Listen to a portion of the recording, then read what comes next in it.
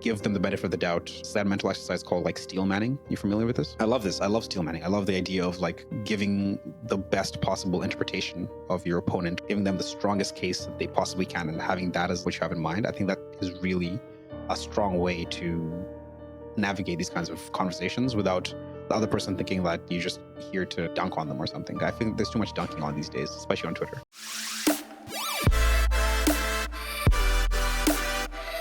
This episode has ruined my algorithms on YouTube and on Google and on Twitter and on all of the apps because I have been doing my best to find people that have opinions that I disagree with, things that I basically have a bias against, and then training myself to not have that bias. And so one of the big reasons I think this is important right now is because, I mean, look around.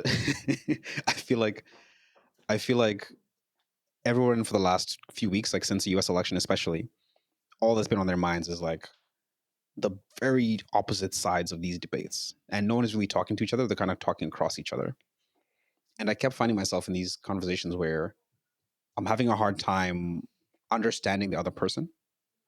And so my goal with over the last week has been, how can I help myself so that when someone comes to me with an opinion that I disagree with, even fundamentally, I can still have an engaging conversation with them and learn from them.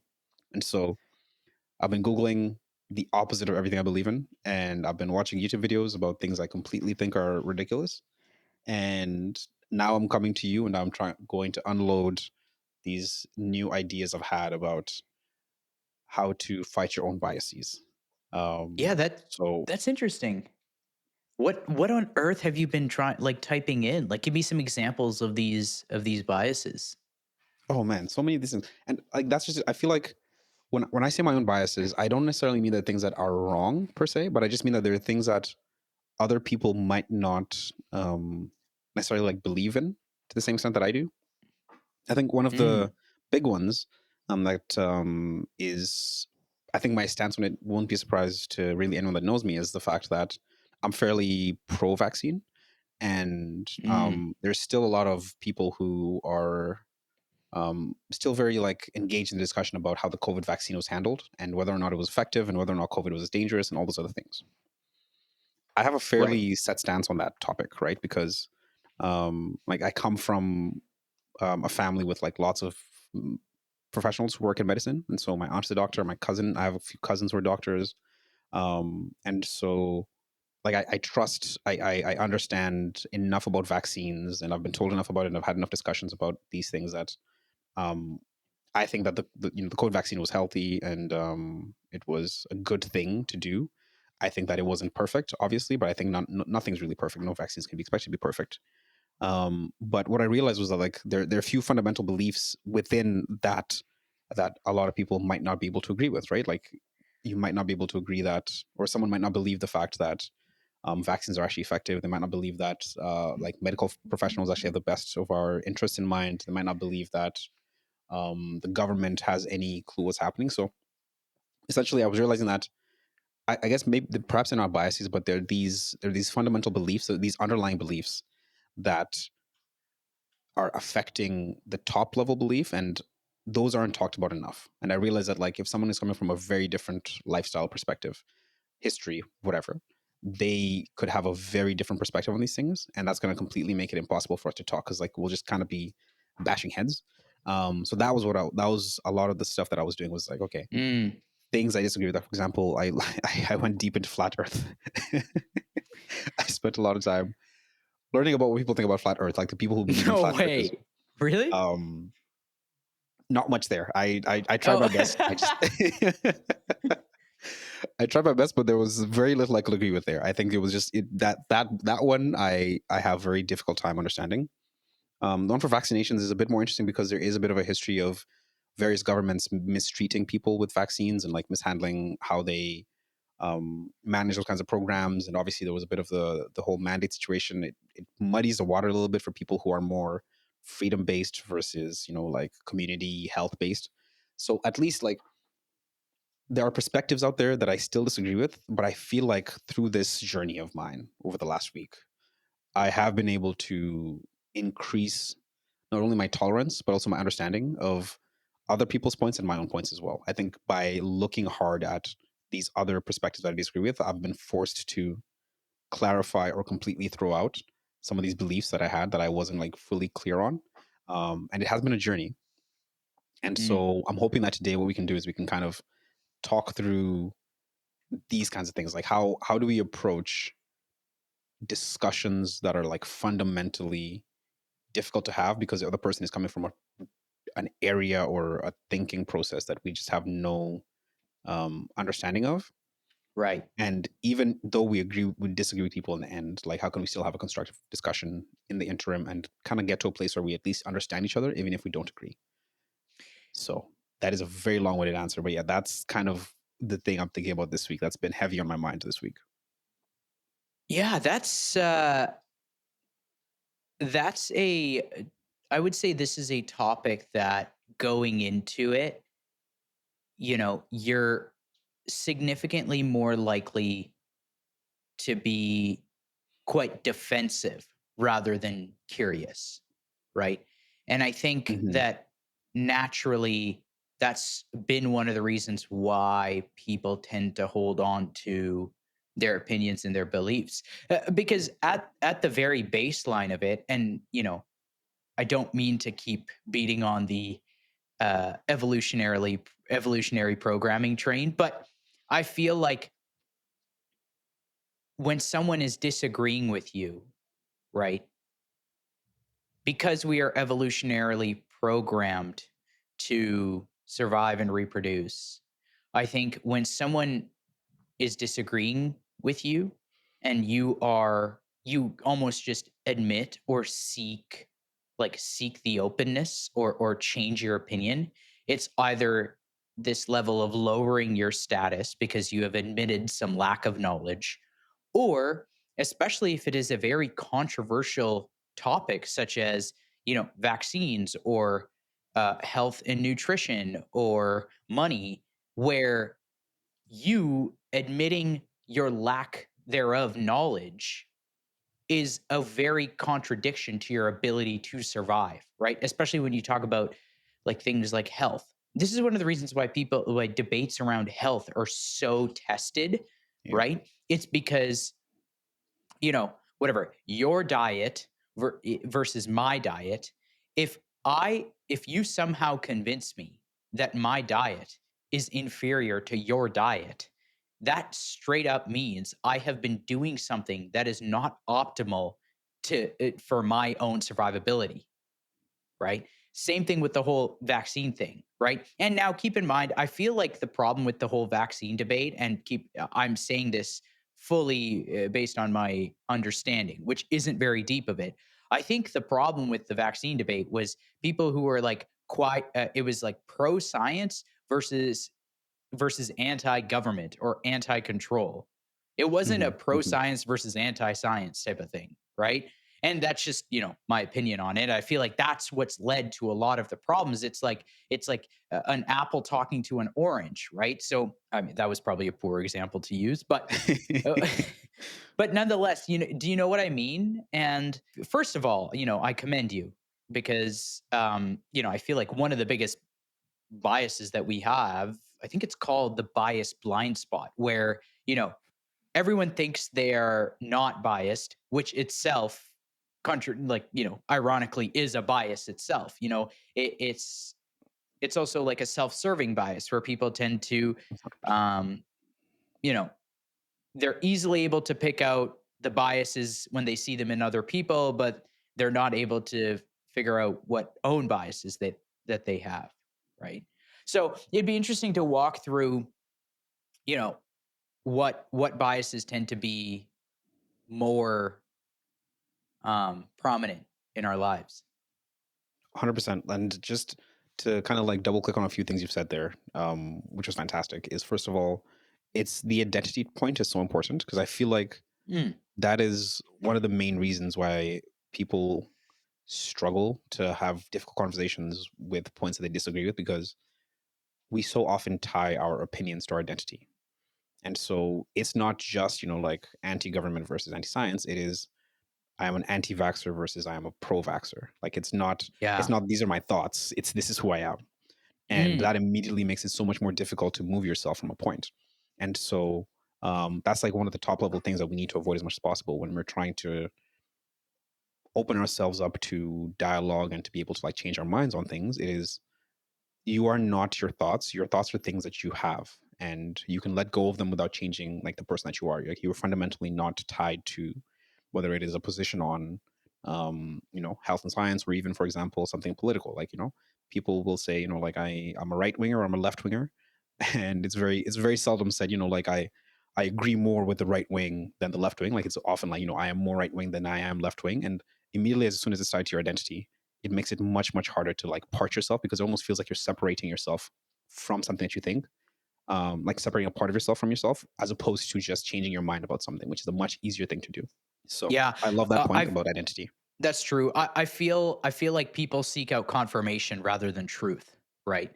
I Hmm. feel like it's much easier for someone to accept that there's something that is untrue if it confirms their identity than to accept something that is proven to be true that antagonizes their or contradicts their identity. 100%. And I felt this in a very strong way over the last couple of months. I have a friend. This Mm, friend of mine, we went to high school together, and we were cool. Like, we weren't in like exactly the same circles, but we had the same homeroom. And so this was a guy who, like, I knew fairly well. We would joke around, like, super cool dude. One of those people that you kind of keep in touch with afterwards, and every time you see him in person, you're just super happy to see him. You say, "What's up?" How's everything going? And so, like, I know that this person I know he's a real person. This isn't like some random person on the internet who's posting things. Like, this is a person who I have physical contact with, and he actually exists in my universe in real life. yeah. um However, this person has like very opposing views to a lot of things that I think. And one of the reasons I wanted to have this discussion is because of my interaction with this gentleman, where he is like very anti-government. He's I mean, understandably, like, the government has done some messed up things. Like, I'm not saying that we should completely trust government for everything. But yeah, like, I just realized that, like, we had such fundamentally different views, but it wasn't like, how on the internet you can just kind of dismiss things like, oh, this guy's just an idiot. Like, this person just doesn't know what the hell they're talking about. Like, this was someone that I had a relationship with, perhaps not a strong one, but it was someone that I actually knew in real life. And I guess there was some cognitive dissonance there, where a lot of things he was saying I just thought were ridiculous, but at the same time I knew that he wasn't a ridiculous person. Mm, And so what I ended up doing was, like, last week, I just sent him a message and I said, hey, um, because we'd had discussions. Like, he posted some things on Instagram sometimes and I respond. I post some things and he responds. Like, we've had a couple back and forths, and it's always been like a little bit testy, but it's never been bad. It's always been like just a little bit like, oof, like, we're getting close to getting angry at each other right now in these DMs. yeah. Um, but essentially, like, what I said to him was, hey, like, I know we disagree on a lot of these things, but I recognize that I come from a different place. I have a different upbringing. I have completely different exposure to things, and so I might not be seeing the things that you're seeing. I might not understand them in the way that you understand them. Could you please link me some resources that, like, kind of would explain how you think? Because there's this really nice saying that I stole from Don Carlin from Hardcore History. He just says that he's addicted to context, and I think that that's Mm, one thing that's really lacking. I think that we do not give context enough room these days. And I think we try to take everything in, like, these little short little tidbits, in a tweet, in, a little short post. Whereas, like, when you give things context and you allow things to, like, really fully expand and explain themselves, I think the full picture is often much less crazy than, like, the little tidbits that, like, get posted online. yeah, So yeah. Sorry, just to add to that, one of my favorite quotes from pretty much, I would say probably my favorite writer ever, Morgan Housel, is just everyone's opinion seems crazy until you have enough data, mhm. right? And whether that's you get perspective around their experiences in life and the things that they've been through, and how it particularly impacts them, right? For them to hold that opinion. And I think over time, you know, the the level of empathy that I think you can share for someone who has a differ or have for someone who has a differing opinion from you can significantly propel your ability to view things in a more neutral way that's beneficial for any type of conversation that you're looking to progress forward with. 100%. 100%. I think that, oh man, there's this word in like the Dictionary of Obscure Sorrows. I forget what exactly the word is, but it has to do with the fact that everyone that you see has like a whole entire existence outside of you. Like you're just Yeah. like one character in everybody else's life. And I think we often forget that, and we often like kind of like think that people have similar experiences to what we do. And like, no, like people have like entire backgrounds that we'll never hear about, even our closest friends, you know? So it's like, it's just so important to kind of like lead with empathy and to like put yourself in a position where you're giving someone the benefit of the doubt as much as possible and Hmm. allowing them to, like we had said earlier, like, give context, explain themselves, show as much data as they want. Because yeah, I think another reason why we are always fighting with people on the internet is that we just disagree on what the data is. Like, like I'm showing you this data and you're showing me that data. And like, if I believed your data, I would completely be in the same position that you are, but I don't, and vice versa. And so it's like, it's when you just take the top line information, you don't really get to that point where you can actually dig deep a little bit. So that's a huge one. So I think identity is removing identity is massive, and then also just allowing people to really explain themselves, giving people context, kind of coming from a place of curiosity as opposed to trying to like hammer something in, I think is really, really key. That is fantastic. I love that. Do you find that having people in your life who differ in opinions from you are a net positive or negative? This is really good. This is actually going to be one of the points that we were going to get to later, but I love that you're bringing it up Oh, now okay. because echo chambers, right? I think that's kind of what you're Mm, leaning towards, right? Like this whole idea yeah. of it's so easy these days to surround yourself with only one opinion. Like it's so easy to just everyone around you thinks the same thing. Everything you consume is the same thing. Everything you read is the same thing. Like that's a really easy thing to do. I would say it's a big positive actually. I would say it's a big positive. I think that being in those environments where not everyone is on your side and like you either have to justify your position. I was going to say defend, but I don't think defending positions is something that we really would recommend. I think it's more justifying, right? Because defending is going Yeah. like from the same thing, like I'm holding on to it. Justifying is more like, this is why I think this, and like, does it make sense? So I think having to justify your opinion to someone who doesn't agree with you is a really good way to get closer to the truth. Um, and I think also having those people around you will also expose you to their perspectives and the data that they use and their understandings. And again, that can only be a good thing, in my opinion. I mean, it gets annoying sometimes, I'm sure, but I think net positive for sure. Would you agree? Do you disagree? What do you think? I agree that it is a net positive, Hmm. but I also would say that is significantly easier said than done, Yeah. right? Like it's crazy because I mean, even though you just said you how valuable it is to take a non-defensive approach to it. It's very hard to, especially, at our age, right? Getting to our 30s, so much of our worldview and how we see the environment around us is already quite cemented, almost crystallized to this Hmm. point, right? Hmm. And it's only going to get harder and harder because so much of our decisions so many of our the biggest decisions that we're going to make in life um, are based on those fundamental beliefs and values, right? And so by making those decisions, basically the next 20 to 30 years of our life, we will just continue to crystallize those beliefs. And then after that, we just get jaded as like an old person and then it doesn't matter. Yeah. But but it's like uh, you know, I think I think and this is going off on a tangent, but I think our ability to be able to converse or surround ourselves with people who have differing opinions from us is limited to, you know, your vocabulary and your ability to discuss discuss or have conversations in a meaningful way, right? I think there's a serious skill involved in or needed in communicating with someone who has a very different opinion from you, This is really right? interesting. You said vocabulary there. Like, could you just expand a bit more? So, Like like, it's just thinking and grab like this art of stringing words together in a way that communicates your point in a deeply powerful manner while Mhm. still having it open for interpretation and using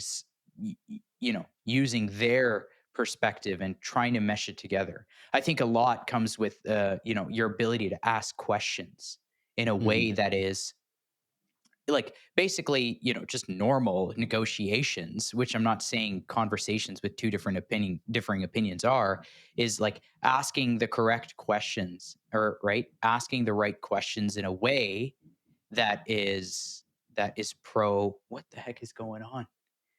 For sorry, there's like some banging upstairs and I'm like, what is that?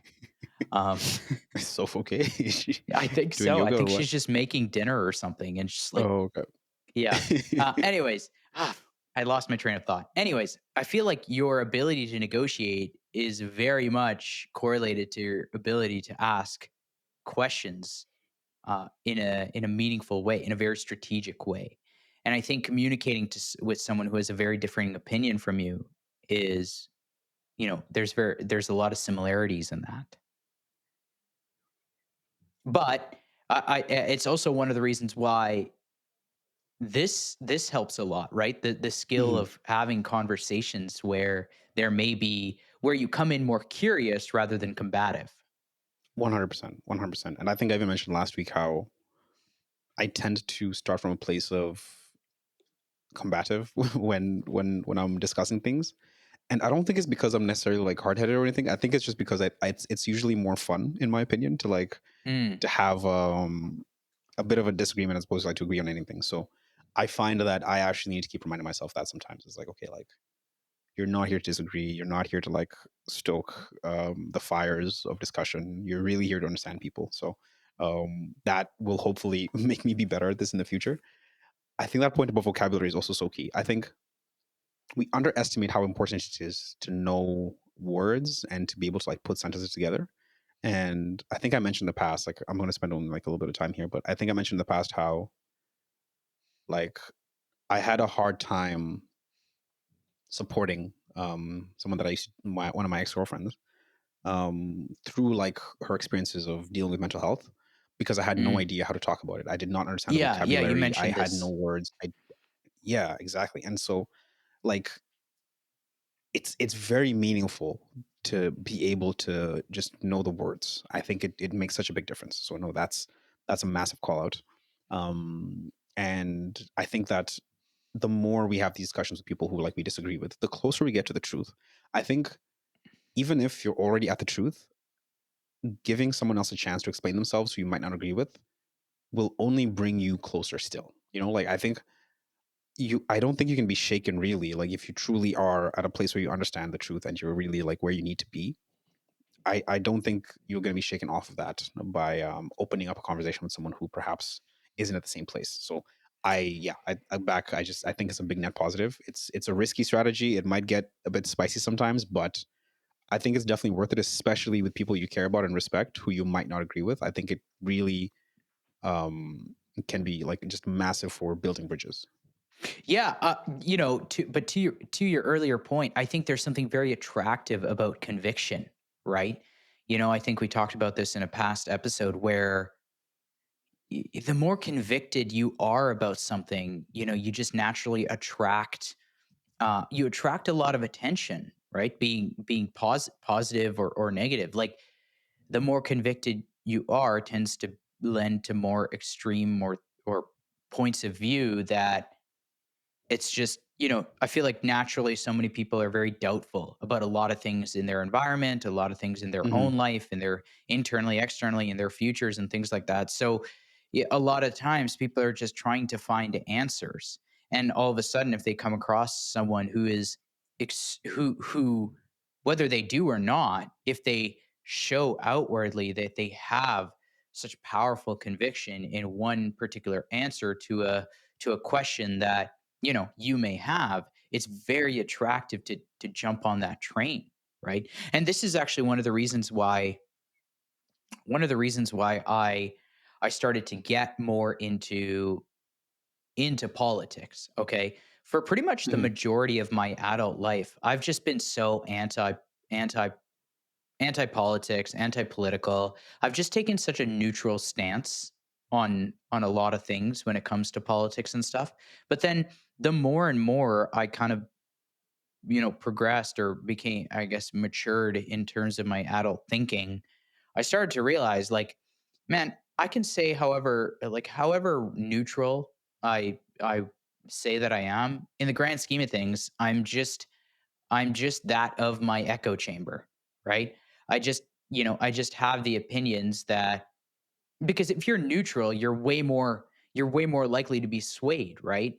Hmm. And Hmm. even though you may not seek out the swaying, you are just naturally thrust into the algorithms and the conversations that people around you who may have stronger convictions, or who may be more political than apolitical, they just tend to do that, right? And then naturally, over time, whether you like it or not, you'll just end up being the product of your echo chamber. So that's why I felt like there was this need, you know, to actually dive deeper into this idea of politics and understand both sides. And that took as close to as I could have found as unbiased research and Hmm. understanding from both sides to actually form my own political view. Because if you choose to be apolitical or neutral, you're just going to be like, what are those things that, like, in like the old Western movies, like the little like ball of like straw or hay that kind of just like rolls when two people are having like a standoff. Mm. Oh my gosh! Actually, I once watched like a 12-minute video about those things. They're actually apparently quite dangerous. Really? Hang on, I'm gonna Tumbleweed, look it up. tumbleweed. Tumbleweed. Yeah. Okay. Yeah. Basically, it's like that's all. If you choose to be neutral on anything, that's all you'll be. All you'll be is like Mhm. a tumbleweed, just tossed around by what you just are naturally surrounded with. Right. And I think that's been one of the, I would say personally, one of the things I've been most proud of is developing these opinions that to some degree, I have chosen to develop those opinions because I've looked outside of this echo chamber around anything dealing with politics or political views. I love this, and just to like hammer that in as well. I think that there are really two like kind of surefire ways to kind of get close to certainty of with yourself. First one is to look outside of like what you're currently your short environment. So go beyond the bounds of what you're in right now. And the second one is to look within. I think Mm, to really dig deep and kind of like remove everything that's been trained upon you as much as possible. I think if you do those two things, you're going to really clarify a lot of things because I think the immediate environment is often very impactful to you. The immediate environment is always going to be the people you talk to the most, content that you're most exposed to. Step outside of that, and new grounds emerge. Things you've never seen. Here be dragons, like all the cool stuff. And then I think, yeah, looking within really is like where you're centering yourself around like your deepest beliefs. I don't think we ask ourselves enough questions sometimes about these things. I think when we attach things to our identity, we often don't do the very difficult work of finding a place within ourselves that really aligns with those things. And so doing yeah. true introspection, which is painful and annoying and like always ongoing, is really, I think, the best way to kind of land on things, especially with something as important as, would it be about politics? Because Hmm. similar to you, I have been disengaged and I have been I've been an NPC almost in politics for the Yeah. last Yeah. few Yeah. years. And like that's not helping anyone. Like that's not helping the community, which I think is really important. I think I lean much more towards community than individualism in general. So I'm not doing anything for them, and also just for myself. Also, like I'm not being able to engage with people who I care about, who care about these things as well. And so, yeah, I'm spending a lot more time these days thinking about what are the fundamental things that I care about that I think make sense to be delivered by the government and vice versa. And it's a whole thing. It's a fun journey. It is a very fun journey. But actually, like, so when I was looking up this episode, I found an approach on how to have difficult conversations about certain topics, whether it's with someone else or with yourself, without tripping up on biases. And Yeah. one of those nice little acronym things called the GCC. Yeah. And so the G is for goals. So he says you should always have a goal in mind. The C is for content, focus on the content as opposed to the delivery. And then lastly is curiosity to lead with curiosity. And he says that if you begin a conversation by laying out your goals, like, this conversation is for us to discuss this topic and understand each other better. If you start with that, then you're almost setting the lay of the land and saying like what's okay and what you should avoid in this conversation, which is really important. Hmm. Focusing on how people on what is being delivered as opposed to how it's being delivered, the content, not the delivery, is going to get you through some spicy moments, because sometimes people just get a little amped up, and if you focus more on what they're saying as opposed to how they're saying it, it's really good for you. And then lastly, you Yeah. just said curiosity, which I think is critical. I think it's so critical that you actually try to understand the other person. You actually give them the benefit of the doubt. It's like that mental exercise called like steelmanning. You familiar with this? Yeah. Yeah. Yeah. Hmm. I love this. I love steelmanning. I love the idea of like giving the best possible interpretation of your opponent, or the person on the other side of the discussion, giving them the strongest case that they possibly can, and having that as like what you have in mind. I think that is really a strong way to navigate these kinds of conversations without the other person thinking that you're just here to kind of like dunk on them or something. I think there's too much dunking on these days, especially on Twitter. Yeah. Yeah.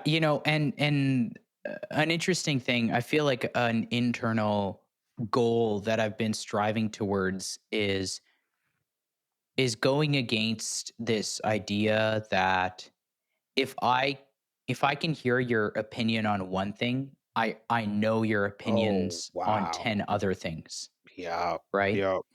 I think there's something that, it's crazy. Like especially, and keep in mind, like I said, I don't have all the information on this, but man, the stuff that you hear about what goes on down in the States, it's like it's crazy about how much is tied to their identity. It's like though it's in the States, it's like if I look at your your grocery shopping receipt, I can tell everything about how you believe what you think about, climate change from what you think about, Donald Trump, from what you think about like taxes, and I can tell every aspect of that just by looking at your receipt from whatever, like Trader Joe's. It's so fun, or Whole Foods, depending on the other things. Like it's it's so funny, and I've always just been so unattracted to that potential outcome. So I've been constantly trying to ensure that my opinions and my thoughts on different domains in life is very much as authentic as I can make them and truly thought out to be personally, right? And I find it as a I almost find it as like a compliment when you start talking to someone and someone tells you, ah, you know what? I never would have pegged you for someone to be having that opinion on that one particular subject, right? No. Because that's what just creates authenticity, right? Because it's different. It's truly internally thought out. And obviously it's always good if you have like evidence and if you can support your opinions with, the right vocabulary. I think there's a benefit that comes from in every opinion you have being stating an empathetic fact of, a differing opinion. I think that's very valuable.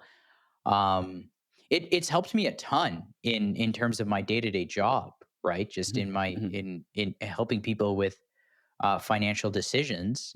Whenever I make a recommendation, my job is to make that recommendation based on everything I know about, you know the personal finance theory combined. Like honestly, probably 50-50, probably more 40-60, where 40 being financial theory and then 60 being how much I know about this person, right? Mhm, mhm. And I think that the more data that you can get, it allows you to be more empathetic in the opinions that you state. 100%. And that's so powerful to me, is the whole idea of like not making assumptions, right? Hmm. Like you kind of said, like you can't assume that because what someone thinks about taxes, that also what they think about the Climate gay change rights or issue something. and climate change. Yeah, like it's nuts. And that'll get you in some trouble. Like I can imagine, like if you're talking to a client and you make Yeah. some assumptions and they're like, no, it's like that would hurt you. That would not be Hmm. good. that would not be a good look. So yeah, it's so critical to have no assumptions when having these discussions, man. It's such a difficult thing to do at the same time, because I feel like we're kind of, it's all hammered into us all the time that like this is not, it's not like this is the belief you should have. It's like this is the set of beliefs you should have if you're on this team, Yeah. and this is the set of beliefs that is evil and is part of the other team, and never, Yeah. allow that to set in. It's just, yeah, it's messed up. You know, yeah. And I would say if I were to think about, you know, out of the hundreds of thousands of reasons as to why Sophie has made me a better human being, I would say one of the top ones is simply because prior to our relationship, we I would confidently say that we had differing opinions on a lot of areas, right? Which, going in, outside in, someone would think that as like that would be like a red flag. But I think it's one of the reasons that our first dates to months to years um, ended up being so incredibly powerful in terms of our conversations that we could have, because obviously, you have your opinion, you have to, and you learn how to state that opinion in a non-combative manner, especially with your significant other, right? And that actually it reminds things makes me think of a question. How important do you think it is to have similar opinions and beliefs as the person who you choose to spend your life with?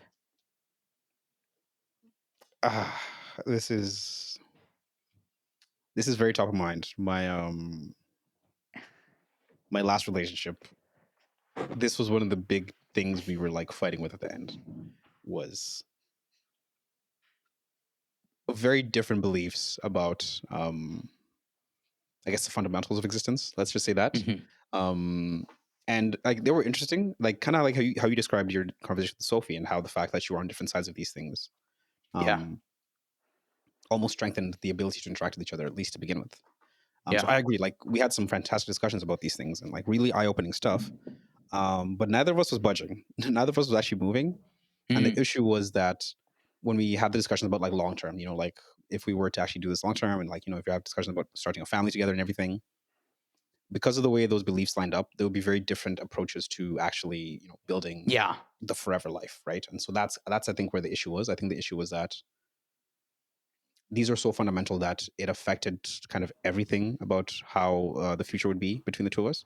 And yeah. so the fact that there wasn't even any middle ground. That was the annoying thing. Is like we were actually very far on opposite sides of the spectrum, Mm. and that was kind of like one of the big reasons why things kind of wound Didn't down at work the out. end. hmm I think there are lots of beliefs where you can have differences. I think there are lots of things where you can disagree with, but I think once it comes down to things like how will the children be raised, how will we spend every weekend of every week for the rest of our lives, Yeah, how will we spend 10% of our earnings, things like yeah, that. Like it's hard to be on different sides and to make that work. So yeah, highly yeah. highly I dependent. I think that honestly, I think oftentimes, especially when it comes to relationships, I think people conflate values with beliefs. I think it's hmm important to have very similar values, hmm but you can have differing beliefs, right? Um, a perfect example, right? Like, I'm religious, I'm a Christian, so a lot of my beliefs are rooted in the teachings of the Bible, right? Which overlap with a lot of Sophie's, non-Christian, non-religious beliefs, right? hmm Whether it's giving to charity, treating the way you treat other people, you know, how you spend your money, um, how you like basically how you look at all the gifts in your life that you're given, all these things that are very much core to our values, but those values can be lived out even through differing beliefs, right? hmm um I think it's important to also note that this doesn't have to be with your significant other, but I think especially if you're talking with a friend, right? as long as you love that friend more than you love your own belief or your opinion, I mean, I think you could get through a lot of the stuff and Mhm. actually experience the positive benefits of having people in your life who have differing opinions. And that just makes me think about like one of the best parts about the fact that Sophie and I had pretty differing beliefs when we came together is I got exposed to her echo chamber, which was actually quite different than mine.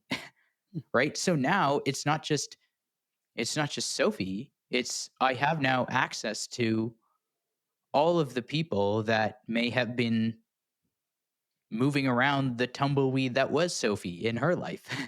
Right? And she has exposure to all of the people who were, moving around the tumbleweed that was me. And that is awesome because now my ratio for people who have the exact same beliefs and biases that I do or opinions that I do went from like 90-10 to like 60-40. Mhm. Mhm. Right? So now instead of having to look stuff up, I could just I have people in my contact list who I can just text and just ask them, "Hey, what's your perspective on this?" Like, I tend to think this way about this one particular thing, but I know that you've had a pretty strong opposite belief, and where like I just want to know where does that come from, right? How do you form your worldview about that? And these people have some just by the nature of being some of Sophie's closest friends. These people have now become some of my closest friends, and Mhm. at the end of the day, I enjoy getting together with them because their perspectives are so different in their call it echo chamber um, from Man, mine. that is so key, and I love that idea of like how you reach out to people is also so key because if you lead with humility and almost like acknowledge whether it's ignorance or acknowledge the fact that your perspectives are different, that just like disarms things completely. If you just go up to someone and you're like, hey, even the most sensitive topics, even things like the non-touchables, the things you can't even mention on a podcast that are like out there. If Yeah. you lead by saying, hey, I don't know anything about this topic and I'm trying to understand, do you mind sharing resources or letting me know, or like what do you think about this and why do you think that? Just by saying that, just by saying like, I don't really know anything about this, immediately they're on your side, right? Because immediately they're like, okay, so this is someone who wants to engage with this topic and have a discussion about it, and it's not someone who's going to like try to turn this around or try to start a fight about it. Like I think just that statement of like, I don't really know that much, or I know that I think differently than you, like that can really be very powerful in opening these things up. Do you have so who are the people in your life who have quite differing opinions from you that you're like, "Oh, I love this person so much more than our differing opinions." Yeah, this is really interesting. So, um, I have there's some ideas that I think I'm a bit on an, this is interesting. I think that there are It would some have been ideas really where fun. It would have been really funny if you mentioned your ex's name right now. I almost did. It's like you just went through like this like 10-minute segment where you're like, yeah, this is why it didn't work. This is also the Yeah. reason why it didn't work and stuff. But yeah, no, we're going good. We're still doing well. No, no, no. That one is closed, unfortunately. Yeah. Mm, no, this is a really interesting question. I think that I my brain is a bit incongruous with itself. I think that there are a lot of things that I think and believe that don't really line up with like the personas of people that think and believe those things. And so I actually find myself kind of surrounded by people who think opposite to me. I think that some of the things I think about society are fairly contra someone who works in the industry that I work in. I Mm, think someone who's brought up in, the religion that I was brought up in, like I have some thoughts about science and that are quite contrary, I think, to some of the things there as well. Like I think I'm surrounded by people who have slightly different opinions than me. I don't think there's anyone that I would say like everything about this person I disagree with. Um, but I have by mistake kind of surrounded myself with people who have slightly different opinions. And I think mm, it's really cool. I think I saw this tweet the other day by Adam Grant, and he was saying how you should be 10% more skeptical with people you agree with and 10% more charitable with people you disagree with.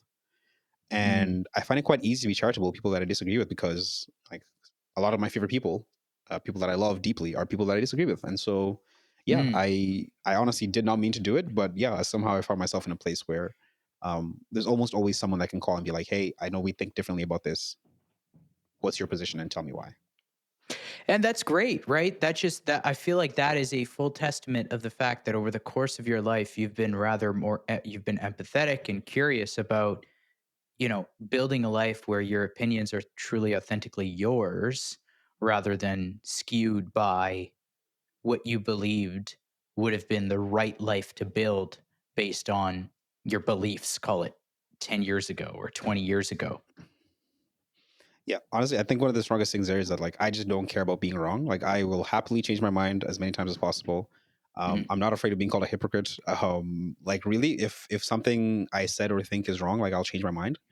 And I just feel like that really helps me being able to really question things that I believe in a way that Yeah. is hard to do if you are afraid of being wrong. And I'm going to be wrong a million times in my life, and I've just kind of like accepted it. I'm like, you know what? Bring the wrongness on. We'll do our best to do better tomorrow. So yeah, so Yeah. that's kind of my positioning, and I think it's been going well. I hope.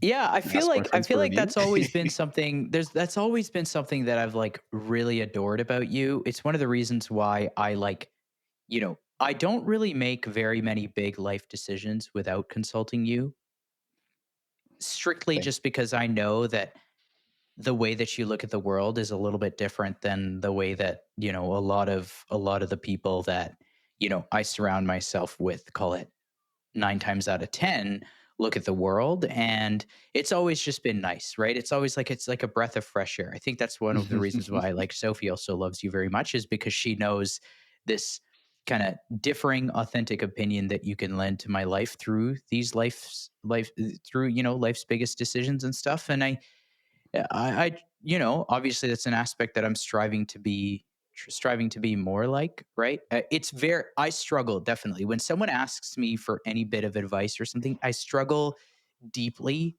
with with giving answers and solutions before asking more questions. And I think that's an area that I would say that's an area that you're very good at. Is instead of formulating a solution to a problem that I have based on your opinion of that problem, you you work hard to find out why I have that problem rather than, if you had this problem, how would you solve it? Right. And I think it bodes well for people to have, individuals in their life like that. Oh, thank you. This is I'm blushing. That's yeah, I love that. Thank you so much, man. Yeah, no, I think that the question is always more interesting to me than the answers almost. Like I do think that going through the work is quite exciting. So yeah, I do like to dig in a little bit there.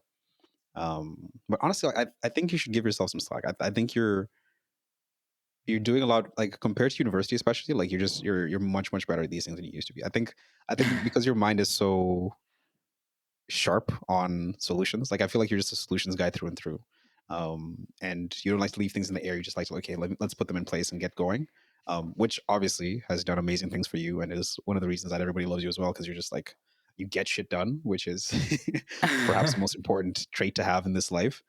No, I honestly think that there's been so much growth in that aspect of like approaching people with softness, I guess, as opposed to hard solutions, like giving people space to like really expand and like explain themselves. I think you're doing a very good job of that. So I would give you more credit than you're giving yourself. Do you think our generation of, future fathers, because naturally, men just tend to be more solution oriented, even at times where they shouldn't be.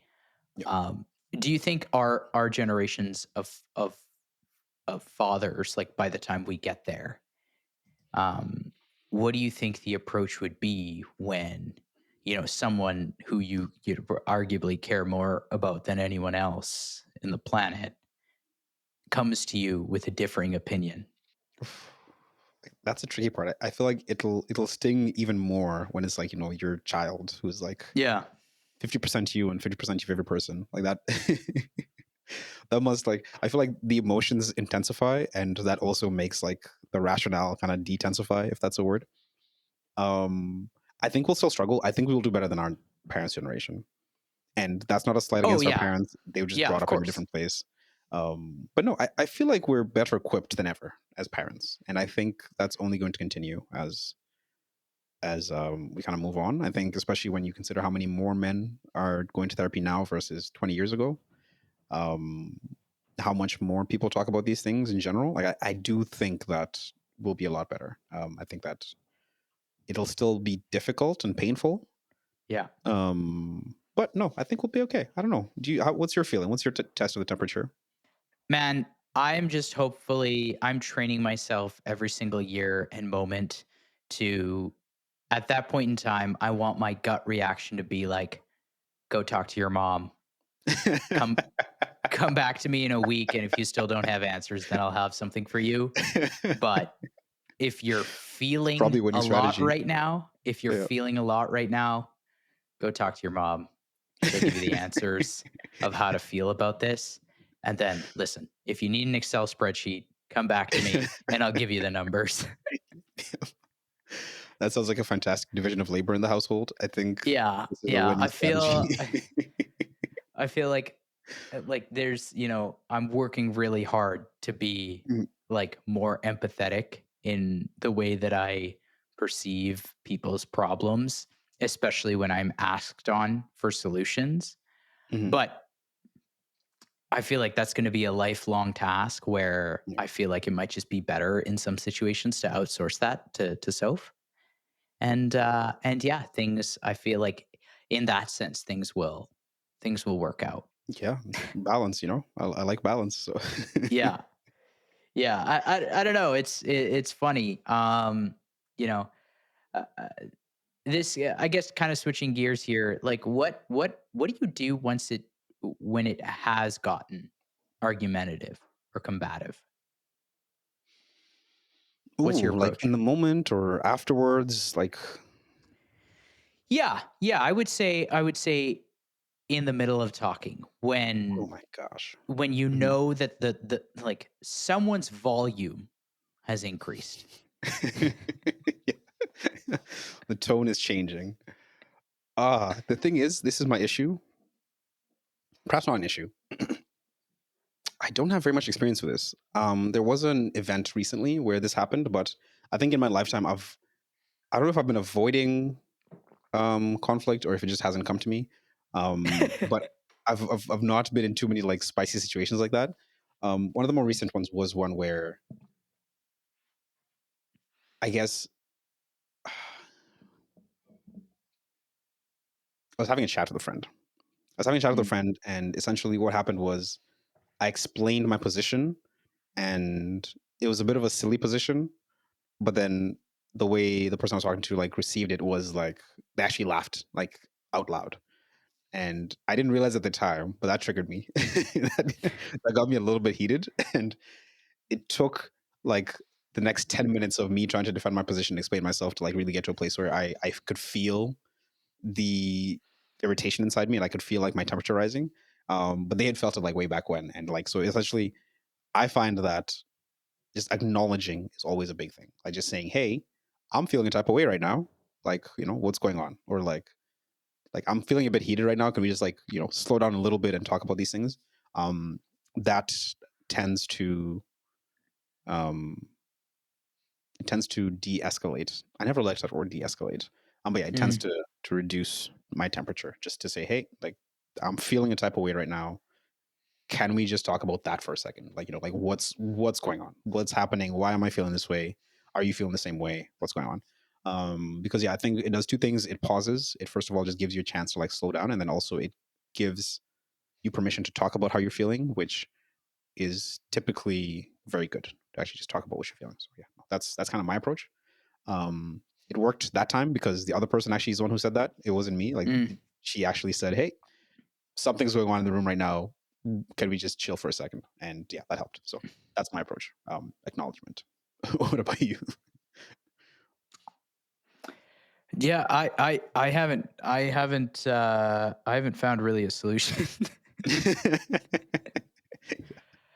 Yeah, I I it's I not I foolproof, by the way. tend Mine isn't foolproof. I'm not saying that it is, but yeah. yeah, it's Yeah, tough. I just tend to get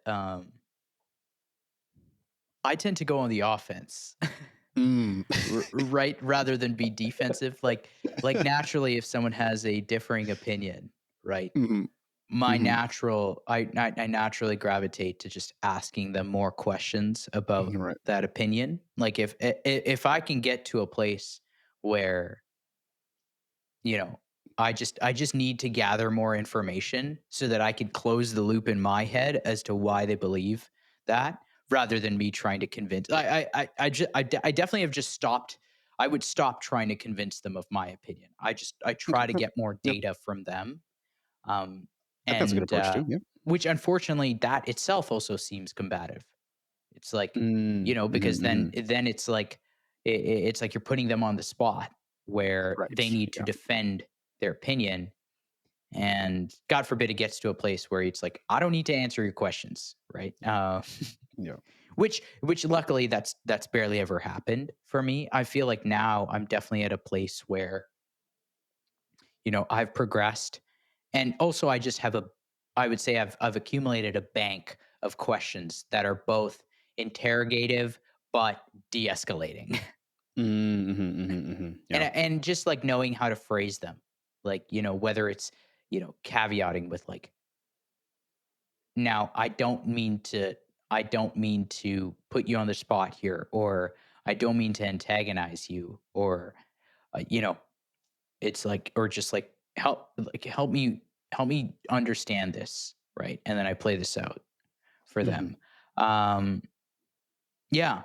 Yeah, that's kind of been my Yeah. approach with this stuff.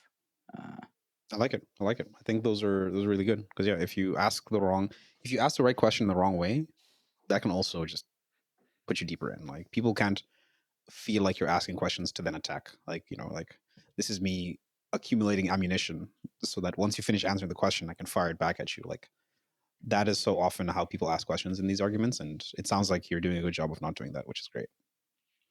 Yeah, like we know, like I said earlier. I mean, look. The only reason why someone has a completely different opinion, it's not because they're crazy. It's just because you don't have enough data, and that's been the default approach I've naturally gravitated to. But Mm. yeah, this is an interesting discussion, man. I like that. I like that because it comes up way more often now when Yeah. we live in just such a polarized world Yeah. and society where I think I think things are just so good right now, like in life. Like we're not dealing with plagues, or like we're a society that thrives on solving problems. And when there is no crazy world wars or solar flares or, bubonic plagues, like we just tend to create problems just so that we could solve them, right? We're living in we're like we have a life that is, 100 to 1,000 times better than our ancestors were living in. So I feel like the biggest problems that we believe that we're going through in our life, we're the ones who have manufactured them either in our head or in society. Um, which, I feel like that's just humans. Yeah. We love our tribes. I you know, I wonder how things would be, touch wood, if ever we do have to go through something catastrophic. Yeah, I mean that's a good call because yeah, this is the most like at least globally stable period in like a couple thousand years, like where there's no like 100%. the superpowers aren't fighting each other. That doesn't really happen. So yeah, no, it's definitely going to be interesting if it ever comes up again. And yeah, like you said, like these conversations will continue to be important, especially for us because like it's an election year in Canada, and Mm. I feel like the current U.S. president is going to be controversial for like his whole term. And so I think yeah, like it's we're gonna have to be able to like have the discussions with people, these difficult ones that might get people in trouble. And I hope that I can be better at engaging in them overall. And I hope that overall we can all be less combative, like you said. Yeah, you know what? That's a good point. I have found that now at a point in my life, and I don't know if you agree, I have very little time or kind of space for adding people into my life where I can't have conversations like this. You know, Mhm. it's like at the Yeah. end of the day, I'm at a point in my life where I'm just trying to close loops in my brain, right? So if this kind of goes to our previous episode, but I have little time for having conversations that are just like you're like you're tiptoeing around the deep stuff, right? I would rather have a conversation with someone who has a very differing opinion on a thousand different things than have, a conversation where I figure that out, but we don't go deeper. We don't Yeah. talk, we don't flesh that out, right? I think there's a natural there's a natural meaning that comes out of conversations where you speak with someone who has taken the time to build their own opinions. 100%. Yeah. Any interesting things from the week? How's your week been out in Montreal? Is it cold there right now? It is not bad. It's like -12, -13 kind of situation. Oh God. I know my cousins in Kenya are like, "What do you mean it's -13? It's not cold." And then my friends in Winnipeg are like, "Oh, that's amazing. It's so warm there." Yeah, yeah, yeah. It's just I get both sides. But no, it's been good. One thing that I'm actually thinking about right now that I've been struggling with, that has to do with this podcast is finding my voice. I've been Mm, seeing about how like there's a way people have just ways that they speak and present that is like appropriate for the medium and appropriate for them as a person. And I feel like I haven't found my voice yet. Like the classic example is, you know how the news people talk? Like there's a certain cadence, like yeah.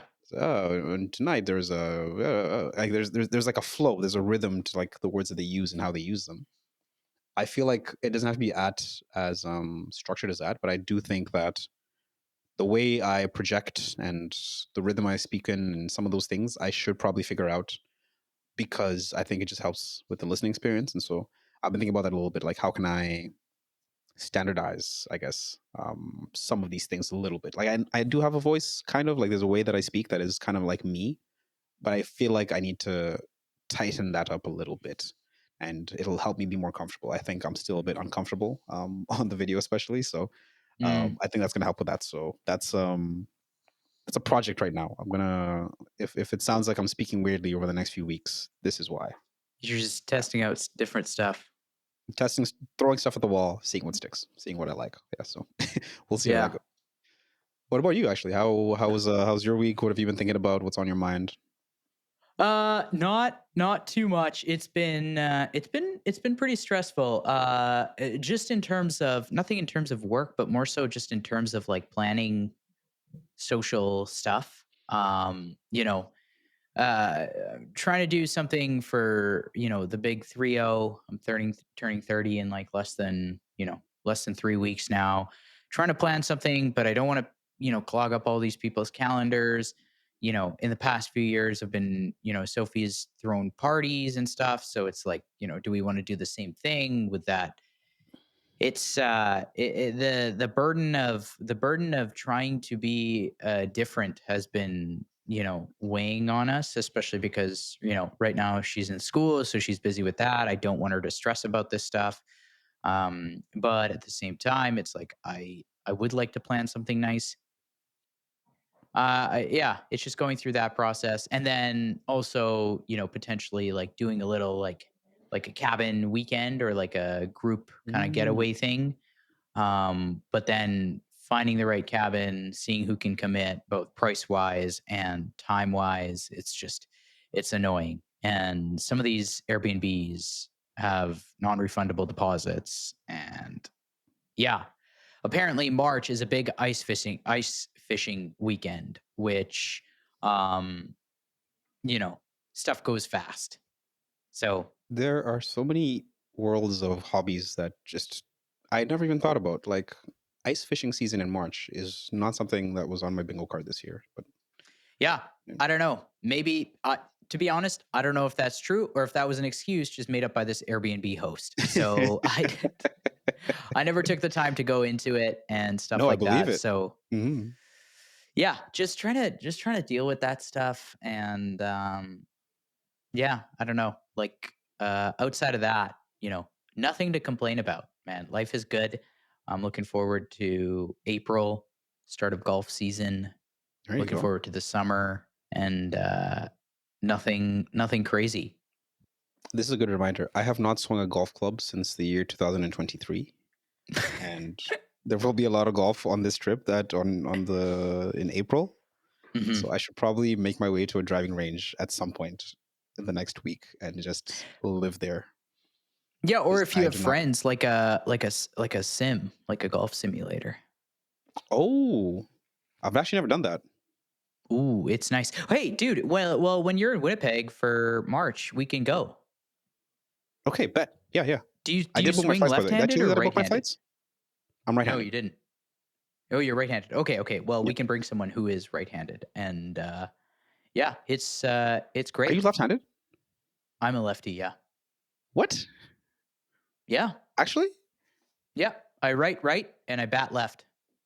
Oh, okay. You right, right. Okay, because I was like, I swear I've seen you writing with your right hand. You bat Hmm. left, so baseball and also golf, and I guess And did you hockey, play and hockey? yeah, Hmm. yeah. What about basketball? Basketball, I shoot right.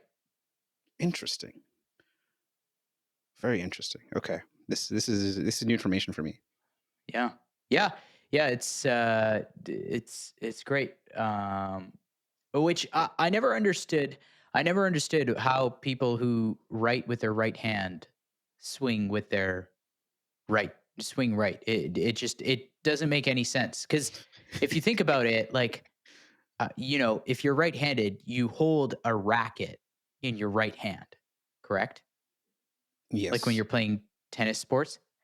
Hmm. So hockey and golf and baseball are all backhanded motions, right? You're basically, if you were to swing a baseball, you'd be Oh, swinging backhand, or a golf club is swung backhand. So if you're right-handed, your forehand is with your right hand, but your backhand is across your body like left-handed. So it just made no sense. It makes no sense to me how people who write with their right hand swing swing right,